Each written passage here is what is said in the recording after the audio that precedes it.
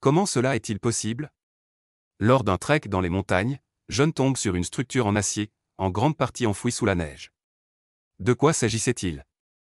Il savait qu'il devait y entrer, mais n'aurait jamais pu imaginer ce qu'il allait découvrir à l'intérieur. Cette structure n'était pas par hasard une raison très sérieuse expliquait sa présence, mais John comprit vite qu'il n'était pas censé la connaître. Explorateur de montagne depuis de nombreuses années, il n'avait jamais rien vu de tel, un objet à l'allure si hectèque dans un endroit si isolé et difficile d'accès. Tant de questions, mais il n'avait pas le temps de réfléchir. À bout de force, au bord de l'hypothermie, John s'introduisit dans ce mystérieux édifice pour se protéger des vents glacés. Il y parvint difficilement, mais quand il fut enfin à l'intérieur, il oublia presque aussitôt le froid, ce qu'il découvrit le laissa totalement bouche bée. Mais que faisait cette gigantesque structure en acier cachée en altitude? Comment était-elle arrivée là? Et qu'avait-il découvert à l'intérieur? Mais avant de commencer, cliquez sur « J'aime », abonnez-vous si ce n'est pas déjà fait et activez la cloche pour ne rater aucune nouvelle histoire. John n'était pas du genre à paniquer. Des années d'ascension sur les montagnes parmi les plus redoutables du monde lui avaient donné confiance, il avait presque tout vu, et rarement ressenti le danger, jusqu'à maintenant. Après avoir atteint le sommet de l'Everest, John s'intéressa à des lieux moins connus. Il détestait l'affluence autour des montagnes célèbres et refusait de se battre pour les ressources, comme les traducteurs. Il chercha un endroit plus retiré, et cette décision allait le conduire vers une découverte impossible. John était un alpiniste chevronné, mais il resta humble et analysa plusieurs options. Beaucoup étaient trop faciles. Il voulait un défi vraiment unique. Son vœu fut exaucé, il choisit l'Annapurna Massif, une montagne tristement célèbre pour ses nombreux décès. Peu de voies atteignent le sommet, et toutes sont dangereuses et harassantes. Plusieurs de ses amis y étaient déjà allés, mais John ne voulait pas simplement suivre leurs traces. Pendant des semaines, il étudia le massif avec obsession, mémorisant chaque angle, chaque crevasse. Les conditions météo étaient imprévisibles, il se concentra donc sur les certitudes. Peu à peu, il élabora une nouvelle voie, jamais empruntée, et ce, pour de bonnes raisons. Sa route prévue consistait à d'abord gravir une montagne plus petite, puis traverser une dépression enneigée menant à l'Annapurna Massif. Court, mais risqué. Une fois son plan prêt, John en parla à quelques amis. Leur réaction le surprit, au lieu d'encourager sa créativité, ils tentèrent de l'en dissuader. Même Lara, l'une des meilleures grimpeuses au monde, refusa de le soutenir. Elle jurait qu'il tomberait dans une crevasse et qu'on ne le reverrait jamais. Mais John ne l'écouta pas. Pendant un mois, il se prépara. Lara l'aida à se procurer un équipement de sécurité spécialisé, tout en le jugeant imprudent. John, lui, était en pleine forme et venait de réaliser l'une des ascensions les plus rapides de l'Everest depuis longtemps. Cependant, à l'heure du départ, un doute s'immisça, avait-il commis une grave erreur? Plusieurs de ses amis avaient été gravement blessés, victimes de chutes ou d'accidents. Il savait que, en cas de blessure, les secours n'auraient pas le temps de le retrouver avant qu'il ne gèle. Mais une fois dans l'avion, direction sa destination, il se détendit enfin. Il ignorait que la montagne n'allait pas être son seul souci. La première étape fut un petit village de montagne, souvent utilisé comme base par les alpinistes. Peu d'entre eux tentèrent réellement l'ascension complète, ce qui éveilla la curiosité des habitants. John joua la carte de la cordialité, tout en regrettant leurs questions incessantes. Il gardait son secret.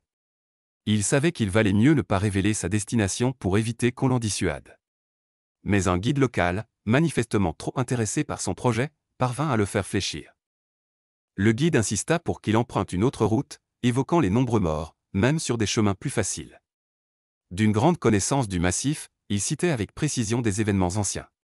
Impressionné mais méfiant face à son insistance, John promit pour le calmer de suivre une autre voie, qu'il fit même tracer sur sa carte.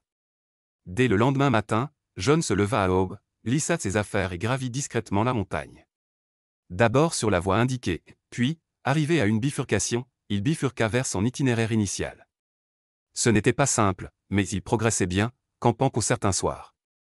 Bientôt, il arriva au point de jonction entre les deux montagnes. Le brouillard empêchait de bien voir, mais John traversa rapidement.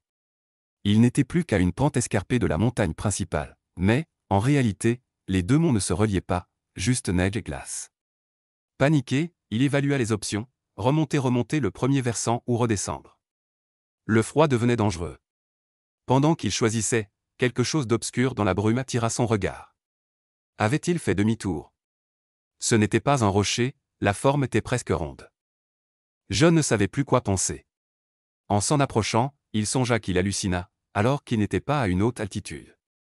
Toutefois, il savait qu'une forme parfaitement ronde ne peut être naturelle. Il s'en approcha, la toucha, bien plus grande qu'elle n'en avait l'air, et lui dominait. Des trappes et clapets parsemaient l'extérieur. Il en rit un ovni. Puis, son rire s'éteignit. Entièrement recouverte de neige et de glace, la structure ne paraissait pas vieille, malgré sa position à l'abri du vent. John voulait continuer sa recherche d'abri, mais ne parvenait pas à s'en aller. Qu'était cet objet, et comment avait-il pu arriver là? Il passa sa main sur l'acier, froid, glissant, d'un lissage parfait. Il chercha un accès, et le trouva, une fine ligne verticale, à peine visible sous le givre. Les doigts gelés, les muscles douloureux, il s'y accrocha. À son immense surprise, la surface céda avec un sifflement, une structure pressurisée. La lourde porte grince et s'ouvrit. Une bouffée d'air chaud s'échappa. De l'air chaud, s'exclama John, ébloui par une lumière douce, artificielle, presque stérile. Son cœur s'emballa. Le monde extérieur s'effaça. Y entra, la porte se referma silencieusement. Il était à l'intérieur. Ce qu'il vit le coupa net. L'espace intérieur était vaste, bien plus grand que l'extérieur ne le laissait soupçonner. Une sorte de laboratoire high-tech comme dans les films de science-fiction, parois métalliques élégantes, panneaux de contrôle, écrans qui s'allumèrent à son passage, symboles énigmatiques scintillant en bleu et vert. John avança prudemment, attiré par une console centrale qui s'illumina à son approche. Sans contact, l'écran afficha des cartes, des scans topographiques de chaînes de montagnes, dont Annapurna, mais aussi de lieux inconnus. Certains montraient l'intérieur de la Terre, d'autres le système solaire. Une image dévoila un squelette humain, mais pas tout à fait humain, proportions déformées, crâne allongé, cage thoracique différente. Il recula. Ce lieu n'était pas un abri. C'était autre chose. Inapproprié à la découverte humaine. Alors, une voix résonna, calme, mécanique, analyse biométrique terminée. Sujet, non autorisé. Protocole 7 lancé. John tétanisa. Qui est là? Aucun son. Un panneau latéral s'ouvrit. Il n'avait pas le choix, il entra. La salle suivante était sombre, encombrée de grands réservoirs cylindriques contenant des spécimens préservés dans un fluide verdâtre. Animaux, hybrides. Un corps félin aux mains humaines, un tronc humanoïde avec des ailes repliées. Gastique. Mais c'est une table avec un journal, en papier, qui détint son attention. À tâtons, il feuilleta des notes manuscrites, théories, croquis détaillés. La date de la première page avait été gommée, mais c'était un journal américain signé Dr. Marcus C. Fielder. Un nom qu'il reconnut. Ce scientifique avait disparu lors d'une expédition au Népal pendant la guerre froide. On parlait de dissimulation gouvernementale, de contact extraterrestre. Tout était vrai. John n'eut pas le temps de réfléchir que la voix revint, protocole 7 achevé. Cryoconservation en cours. John hurla, non, attendez. Mais le gaz blanc commença à envahir la pièce. Il se précipita vers l'entrée mais la porte était scellée. Le brouillard engourdissait ses membres, sa vue se brouillait. Son regard se bloqua sur l'écran, sujet sécurisé pour évaluation future. Ne pas divulguer. Project Shiva, actif. Quelque part, dans un bureau gouvernemental à l'autre bout du monde, un voyant rouge s'alluma sur un écran oublié, brèche de sécurité détectée. Sujet humain contenu. Et puis plus rien. On n'entendit plus jamais parler de John. Mais la montagne se souvient.